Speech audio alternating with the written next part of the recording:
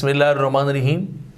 सूरह यूनुस की आयत नंबर 108 अल्लाह रब्बुल इज़्ज़त इरशाद फरमाता है कुरान मजीद के अंदर, या अय्युहन्नास कद जाअकुमुल हक़्क़ु मिन रब्बिकुम, ए लोगो अल्लाह की तरफ से हक़ तुम्हारे पास आ गया है। फ़मन इहतदा फ़इन्नमा यहतदी लिनफ़्सी, जो हिदायत को कबूल करता है तो हिदायत को अपने लिए कबूल करता है।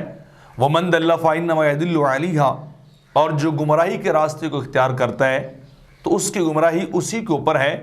वमा आना अलैकुम बिवकील, और मैं तुम्हारे ऊपर मुसल्लत जो है वो नहीं किया गया हूँ।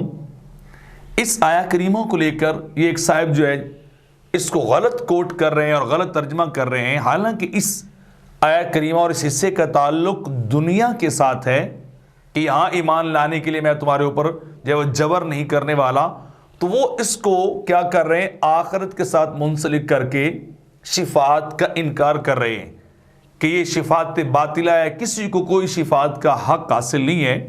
तो पहले उनकी बात को सुनते हैं और फिर मुख्तलिफ तफसीर को देखते हैं कि मुफस्सिरीन किराम ने इसकी तफसीर और तर्जमा जो है वो क्या किया है कि इसका ताल्लुक दुनिया के साथ है, शिफात और आखिरत के मामलात के साथ नहीं है। आप उनकी पहले वीडियो सुन लें जी। या शफाअत बातिला का तसव्वुर पैदा हो गया कि बस नबी हमारा जिम्मेदार है, हम जो मर्जी करें, बस वो वकील है हमारा। तो अल्लाह पाक ने कहा है रसूलुल्लाह खोल कर सुना दो इन्हें, मैंने कोई वकालत का फार्म नहीं तुम्हारा भरा हुआ, मा अना अलैकुम बिवकील। तफसीर नंबर 1 तफसीर मैसर के अंदर जो बयान किया गया है, वमा आना मुवक्कलुम बिकुम हत्ता तकूनु मुमिनीना, कि मैं तुम्हारे ऊपर मुसल्लत नहीं कर दिया गया कि मैं तुम्हें कलमा पढ़ा कर ही छोड़ूं, मैं तुम्हें मोमिन बना कर ही छोड़ूं, बल्कि क्या है, इन्नमा अना रसूलु मुबल्लिगुकुम मबलगिन मा उरसिलतु बिही, मैं वो रसूल हूं कि जिसकी तरफ वाही भेजी गई और वो वाही मैंने तुम तक पहुंचा दी। अल्लाह का पैगाम जो है वो पहुंचा दिया है। तफसीर नंबर 2 तफसीर सादी के अंदर भी जो है वो यही लिख रहे हैं, वमा अना अलैकुम बिवकील फ़अहफ़ज़ु अमालकुम व उहासिबकुम अलैहा, यानी मैं तुम्हारे अमाल को महफूज करने वाला नहीं कि मैं तुम्हारा मुहासबा करूं, मैं तुम्हारे अमाल के बारे में तुमसे पूछगछ करूं। व इन्नमा अना लकुम नज़ीरुम मुबीन, मैं तो सिर्फ तुम्हें वाज़े तौर पे डर सुनाने वाला हूं। वल्लाहु अलैकुम वकील, अल्लाह है तुम पर जो तुमसे तुम्हारे अमाल का मुहासबा करेगा, पूछगछ करेगा।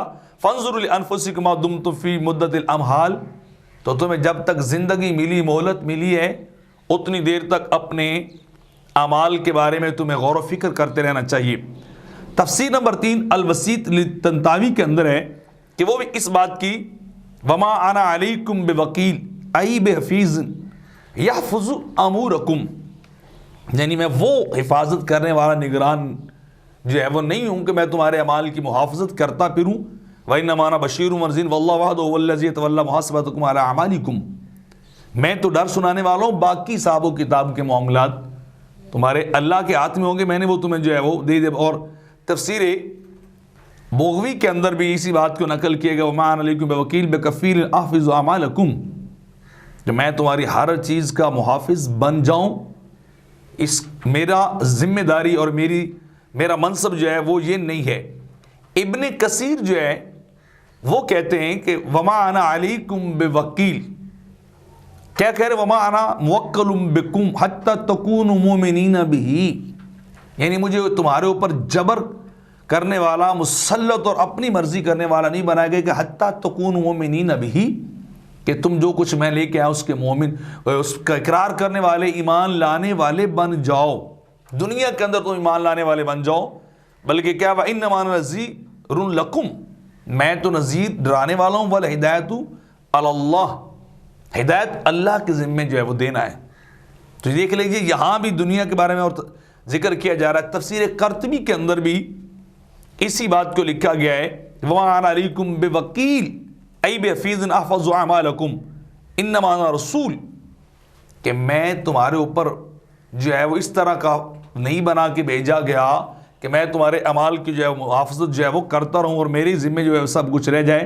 और तफसीर तबरी के अंदर भी इस बात को जो है पढ़ लीजिए, वो कहते हैं वमा अना अलैकुम बिवकील, कहते हैं यक़ूल वमा अना अलैकुम बिमुसल्लत अला तक़वीमिकुम, کہ میں تمہیں سیدھے راستے پہ چلانے کے لیے تمہارے اوپر جبر نہیں کرنے والا, مسلط نہیں کر دیا گیا کہ تمہیں کفر کی طرف, گمراہی کی طرف یا تمہیں غلط چیزوں کی طرف نہیں جانا چاہیے, بلکہ کیا ہے, انما امرکم الی اللہ, میں تو تمہیں اللہ کی طرف بلانے والا اور اللہ کا پیغام جو ہے وہ دینے والا ہوں. ابن عاشور کے اندر اسی بات کو دیکھ لیجئے کہ وہ جو ہے وہ کیا اس کو بیان کر رہے ہیں, وہ بھی اسی چیز کی طرف اشارہ جو ہے وہ کر رہے ہیں کہ جو بندہ جو ہے ہدایت کو قبول کرے گا وہ اپنے لیے کر رہا ہے, جو گمراہی کو جو لے کے چلے گا اپنے لیے جو ہے قبول کر رہا ہے.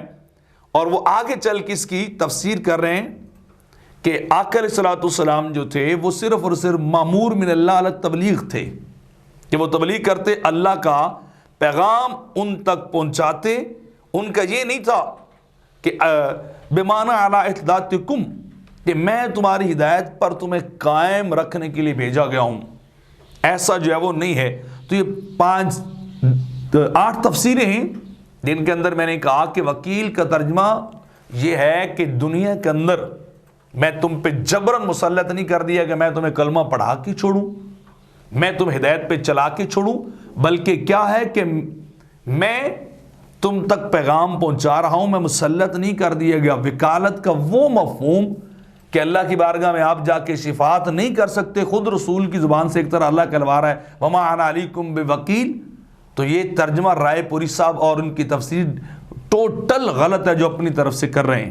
یہاں شفاعت کا کوئی انکار جو ہے وہ نہیں کیا گیا ہے, بلکہ میں کچھ اور چیزیں بھی آپ کے سامنے رکھتا ہوں. یہاں کچھ ترجمے میں شاہ رفیع الدین دہلوی نے اس کا ترجمہ کیا وما انا علیکم بوکیل, اور نہیں میں اوپر تمہارے داروغہ سپاہی مقرر نہیں ہوں. محمود حسن دیوبندی لکھتے ہیں اور میں تم پر نہیں ہوں مختار, وہ ترجمہ کر رہے ہیں.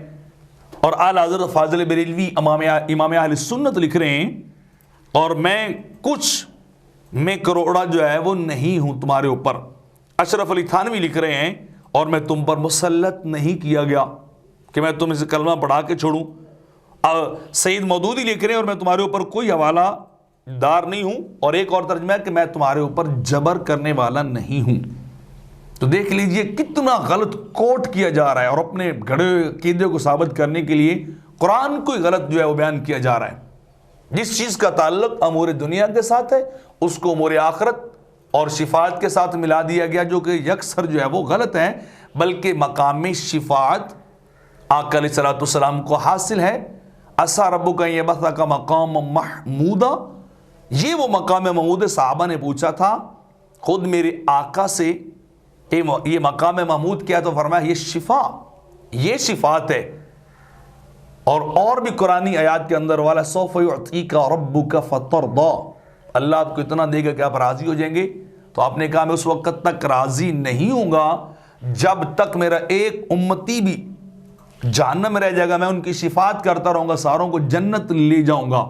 اور بڑی ساری مشہور روایات ہیں, انا اول شافع و مشفع, میں سب سے پہلے شفاعت کروں گا قیامت کے دن, میری شفاعت قبول کی جائے گی. بڑی مشہور روایتیں صحیح ہیں ان کی. امت مختلف انبیاء کے پاس جائے گی اور ساروں سے نا امید ہو کر اخیر سرکار کی بارگاہ میں آئے گی, تو آپ اللہ کی بارگاہ میں سجدہ ریز ہو کر شفاعت کریں گے, اور پھر شفاعت قبول بھی جو وہ کی جائے گی آقا علیہ الصلوۃ والسلام کی. تو یہ سارا کچھ ہے. من ذا الذی یشفع عنده الا باذنہ, کون جو شفاعت کرے گا, کوئی بھی نہیں, الا باذنہ, ہاں جس کو وہ حکم دے گا. تو شفاعت تو ثابت ہو رہی, شفاعت باطلہ کہاں سے آ گئی؟ یہ اپنے من گھڑت چیزیں. شفاعت صحیحہ ہے, سرکار شفاعت کریں گے. مفسرین نے تو 8 قسم کی شفاعت لکھی ہے. سب سے پہلے جنت کا دروازہ بھی آپ کھولیں گے, لوائے حامد بھی آپ کو عطا کیا جائے گا, شفاعت کا منصب بھی آپ کو عطا کیا جائے گا, شفاعت قبول بھی کی جائے گی. امتوں کے بارے میں وہ جو شہادت کا باب ہے وہ بھی آپ سے ہی پورا ہوگا, وہ چیپٹر بھی کمپلیٹ کیا جائے گا. تو لہٰذا یہ ترجمہ اور یہ اپنی رائے کو قرآن کا بیان کے سامنے, عوام کے سامنے قرآن کو بنا کر بیان کرنا یہ غلط ہے. اور شفاعت آقا علیہ الصلوۃ والسلام کی قرآن سے بھی ثابت ہے اور احادیث صحیحہ سے بھی ثابت ہے.